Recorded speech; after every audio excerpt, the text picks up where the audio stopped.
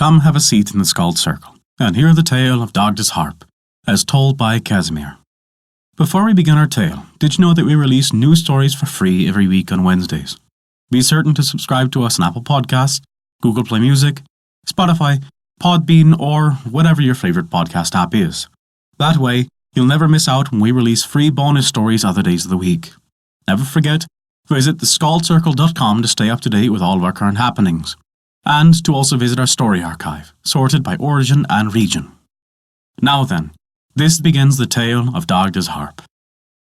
Long ago, the Tuatha De Danann, supernatural beings, blonde and blue-eyed, and carrying heavy spears, came from the north to the land known as Ireland.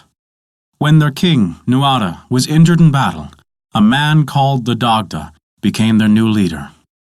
Like his people, the Dagda possessed magical gifts learned in the northern lands. And though he could sometimes be oafish or silly, he was also a man of immense power and goodness. Among his many possessions were a magical club and a cauldron of abundance known as the Undri. This cauldron was a bottomless source of life. Even more amazing than the Undri was his magical harp. It was among the Dagda's most cherished possessions. Hewn of oak and encrusted with jewels and gold, the harp held exquisite commanding music. Simply by plucking its strings, the Dagda could create many wonders. He could put the seasons in order. When it was time to fight his enemies, the Dagda plucked the strings of the harp, and every warrior was instantly ready for battle, prepared to defend their people. It wasn't only a call to battle the Dagda could play upon that harp. When his warriors returned from battle, Dagda played the harp again. This time, the magic music soothed every wound. Men forgot their injuries and their sorrows. They let every woe vanish in the mists. As the music of healing played, the warriors thought not of suffering, but of honor and of the love they had for their children and wives and for their friends lost to battle. They remembered glory, they celebrated their king. Among the enemies of the Tuatha De Danann were the Fomorians, a people far different in every way. They had settled in Ireland before the coming of the Tuatha, and they had dark hair and dark eyes and carried spears of gold and bronze. The Tuatha De Danann and the Fomorians naturally went to war. One day, in the midst of a great battle, the Dagda's home was left unguarded. When some Fomorian chiefs and soldiers saw that this was so, they decided to steal the magical harp. In this way, they thought they would conquer the Tuatha De Danann. The moment they secured the harp, they knew they must run far away. So, taking their wives and children along, they fled far from the battlefield. After they had traveled a long way, they came upon an abandoned banquet hall. Certain they would never be found there, they sat to celebrate their theft and to enjoy the evening. Suddenly, in the middle of their feast, the doors to the banquet hall burst open, and there stood the Dagda, surrounded by his warriors. The Fomorian men instantly sprang to their feet, prepared to defend their great prize. "Come to me, my harp," the Dagda cried. "Come to me, oak of two meadows, foursquare and true." Hearing its master's voice, the harp sprang from its place in the center of the banquet table and swept into the Dagda's waiting hands.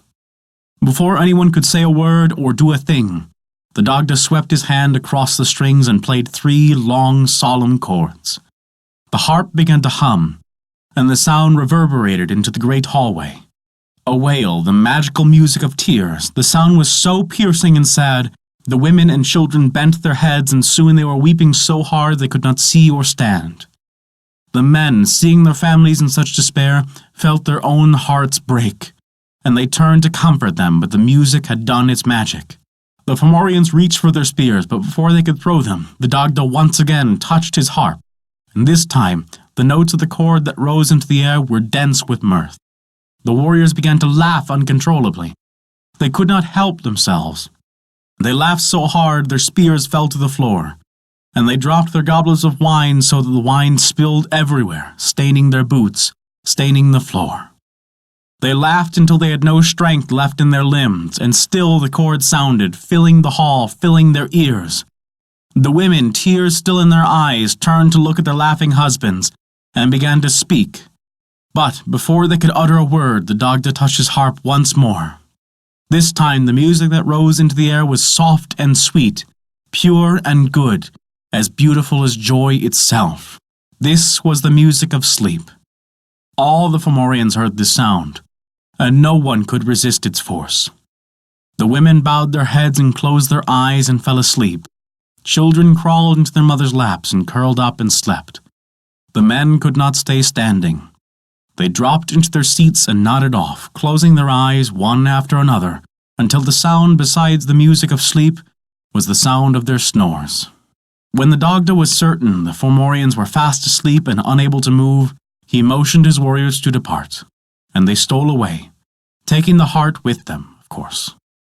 Eventually, aided by the magic and might of the Dagda's harp, the Tuatha De Danann prevailed, saving Ireland from death and destruction by the Fomorians. And that is the tale of the Dagda's harp. Thank you for listening to our story. If you enjoyed it, please take a look at our Patreon page to learn how you can earn great rewards while also supporting us. We appreciate even the smallest of contributions, as they allow us to continue to release new stories for free every week on Wednesdays, and also provide bonus stories for your listening pleasure. Visit us at theskaldscircle.com to view our story archive, sorted by origin and region, and to stay up to date with all of our developments. Once again, thank you for listening to our story.